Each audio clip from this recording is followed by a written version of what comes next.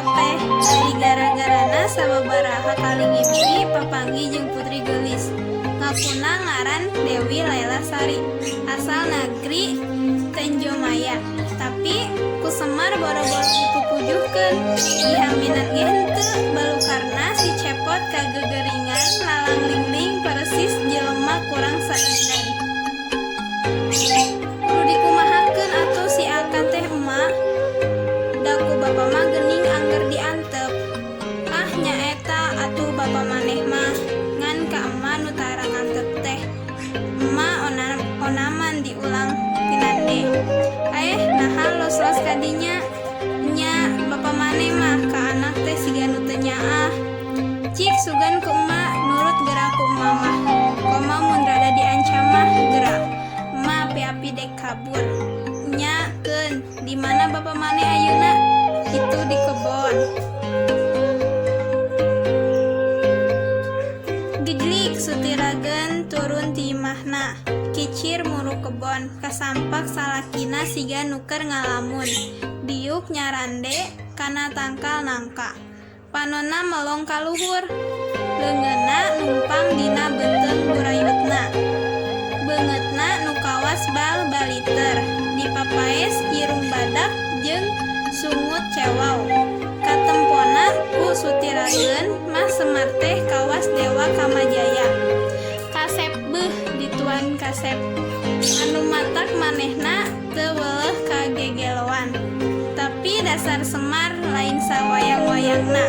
Dinaha-naha ku pamajikan sar Semar lain sawayang-wayangna dinaha-naha ku pamajikan teh kalah der malik ambek. Sutirageun sirikna dicarekan laklak dasar. Tapi nu dicarekanana mah kalah kabungah. Hartina omonganana didengi kahayang si cepot pasti digugu. Nyameh tamat nyarekan Semar nyamperkeun si cepot. Turun sia, lamun teu turun tangkal kalapana ku aing dibekok. Heug uing turun tapi kawinkeun ka Dewi Lailasari. Moal. Turun. Moal.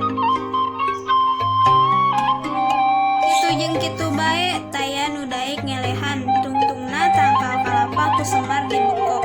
Brut tarik pisan. Bekok Semar teh sohor ka bina-bina. Kanjat ka ender jagat oge.